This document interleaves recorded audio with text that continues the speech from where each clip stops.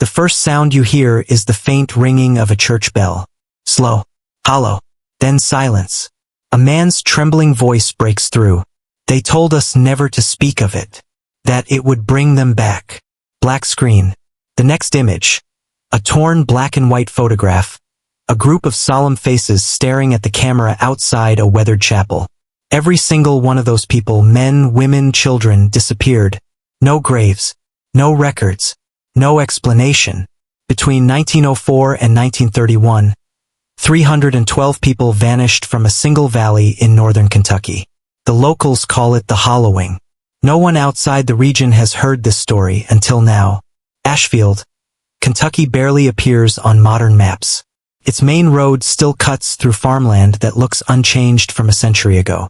There's a strange stillness here, even in daylight. Locals keep to themselves, speaking in hushed tones. When asked about the disappearances, they look away, as if afraid someone might overhear. But old county archives tell a different story. A booming coal town in the early 1900s, Ashfield had over 2,000 residents at its peak. Church records from St. Cyprian's Parish show baptisms, weddings, and funerals, until 1904. Then a sudden pattern. Entire families disappear from the record. No cause of death. No migration logs. Just missing. The last census that mentions them is from 1930. By 1931, the town's population had dropped by nearly half. The coal mine shut down the same year. Survivors abandoned their homes and never came back. At the heart of Ashfield stands St. Cyprian's, a red brick church with blackened windows. The steeple leans like it's bowing under a weight no one can see. Locals won't go near it, not even in daylight. Inside, dust and mildew hang thick in the air. But there's something worse. A heavy, suffocating silence that feels almost alive.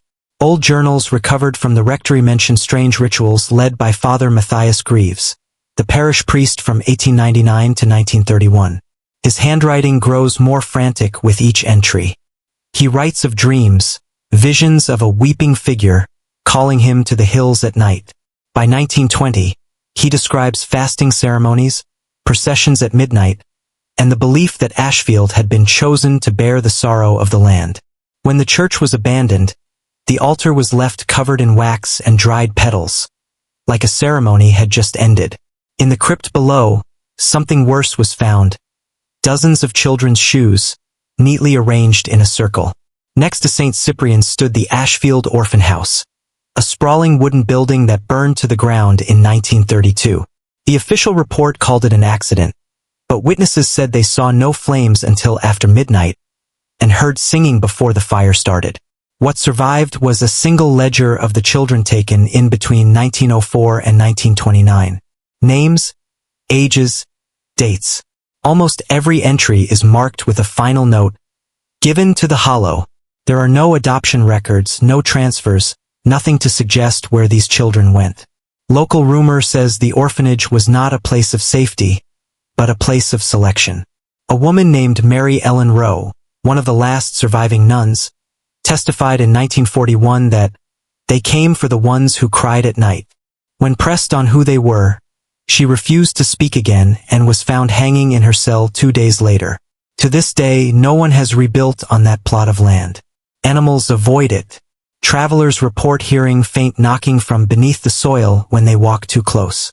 By 1915, residents reported strange midnight processions leaving the church, winding through the hills, singing hymns that no one recognized. The songs had no words, just low, droning hums that made even distant listeners nauseous.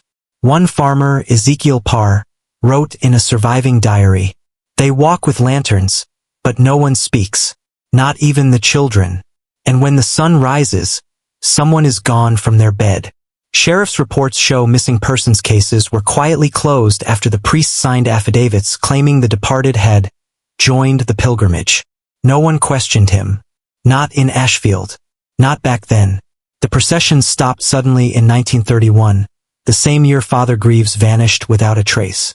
The next day, every window in St. Cyprian's was found smashed from the inside. Locals today still speak of a sound that comes from the hills during certain stormless nights. A low, rolling moan that seems to come from underground. It is said to drive animals into a frenzy, and old-timers warn never to follow it. A geologist team from Louisville came in 1972 to study the valley.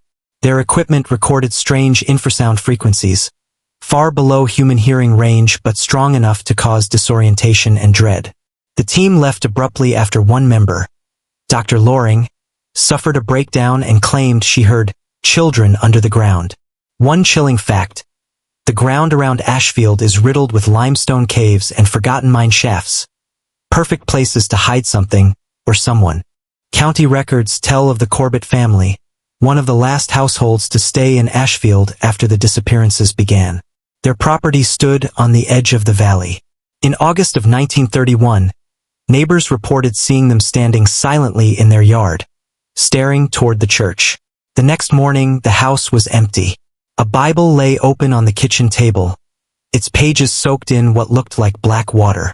The house was boarded up, but decades later urban explorers reported finding claw marks along the walls, not from animals, from hands.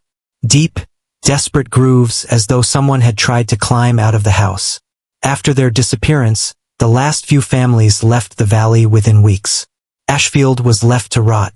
Curiously, most county records about Ashfield after 1932 are missing or deliberately redacted.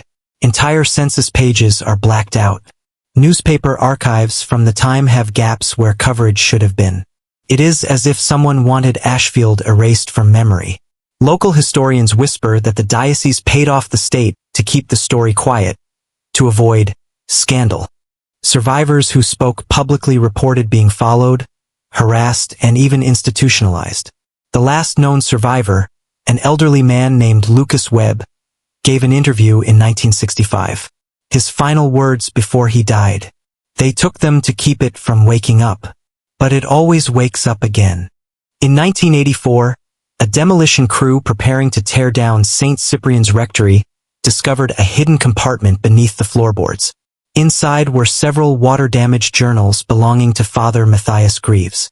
The first entries are ordinary: sermons, attendance notes, requests for donations. But by 1907 they turned darker. "The voice came again last night.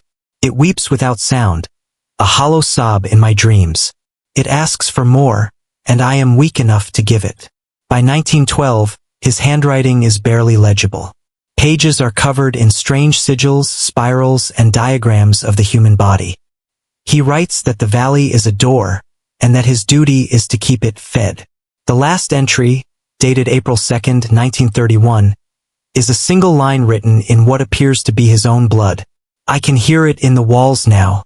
It knows my name." According to two surviving letters, one written by a parishioner and one by a schoolteacher, something terrible happened on what became known locally as Red Sunday. Witnesses described a congregation of nearly 100 gathering in the church for a special service. At dawn, townspeople outside heard screams, then silence. When they broke open the doors, the church was empty. No bodies, no blood, just rows of empty clothes and shoes still sitting in the pews, as if every soul inside had simply dissolved into air. The sheriff declared the town cursed and fled that night with his family. The abandoned Ashfield coal mine has always been off-limits. County officials posted warning signs, claiming the tunnels were unstable, but explorers who've gone and tell the same story. Symbols carved into the walls, some of them identical to those found in Father Greaves' journals. In 2003, a group of spelunkers disappeared after entering the mine. Their cameras were recovered. The last footage shows a narrow passage, something wet glistening on the walls, and what sounds like faint singing far ahead. A child's voice, humming, then static. An eerie feature stands at the edge of the valley. A massive hollow oak tree said to be centuries old. Carved into its bark are hundreds of initials, some dating back to the 1800s. Local legend says families would carve names into the tree before sending their children to St. Cyprian's, so the tree would remember them. But when researchers examined the tree in 1998, they found bones packed deep inside its hollow trunk. Small bones, dozens of them. A chilling letter surfaced in 1975, written by Lucas Webb, the last known survivor. It was addressed to no one, found in a desk drawer after his death. If you read this, burn it after. The hollow is not a place but a hunger. The priest thought he could control it. He was wrong. We all were. When it calls, you will hear it too. Don't answer. Never answer. Multiple accounts describe the sound of what locals call the black choir. Voices singing in harmony, but without words, rising from beneath the earth. Some claim the sound can still be heard on certain nights in late October, around the time of the Old Harvest Festival. Audio recordings made in 1991 captured an unexplainable low-frequency hum near the old church grounds. Spectrographic analysis revealed something horrifying. The sound patterns matched the frequencies of a human voice, multiplied hundreds of times over. Ashfield is harder to reach than it should be. Travelers report that GPS directions lead them in circles. Roads seem to end where they shouldn't. Some swear the town only appears on certain days, as though it resists being found. Truck drivers have reported passing through the valley only to lose hours of memory, waking up miles away with no recollection of what happened. A recently declassified federal document shows that in 1932, federal investigators quietly surveyed Ashfield. Their report, stamped classified, lists the town's population as 0, even though tax records show at least 400 residents still alive at that time. No explanation is given for the discrepancy. Handwritten in the margins of one page, terminate further inquiry. Containment stable. In recent years, hikers claim to have seen strange writing on the walls of the abandoned church. Names, dozens of them, appearing overnight in soot or ash. When compared to parish records, many of the names match the missing. One paranormal investigator who photographed the names reported hearing a voice whisper his own name as he left. He refused to ever go back. Several modern-day residents of nearby towns claim to suffer recurring dreams after visiting Ashfield. Dreams of being underwater, unable to breathe, hearing singing all around them. Some wake up with their lungs burning as though they've been holding their breath. A psychiatrist studying these cases wrote in a paper that the dreams seem contagious, spreading among those who speak about Ashfield too often. In 2010, the state erected a chain-link fence around the church ruins, citing public safety. Locals believe it was to keep something in, not out. Guards patrol the area at night. No one is allowed inside. But residents still hear the bell ring sometimes, even though the steeple collapsed decades ago. This is where our story ends, but Ashfield's does not. The hollow is still there. The church still stands in ruin, but its shadow remains heavy. Travelers still vanish in the valley, though no one keeps count anymore. If you ever hear the sound, the low moan in the hills, the faint singing under your feet, turn around. Leave. Do not follow it. Because the truth is this: the disappearances were never solved because they were never random. Ashfield fed something for 27 years. And if the survivors were right, it is still hungry.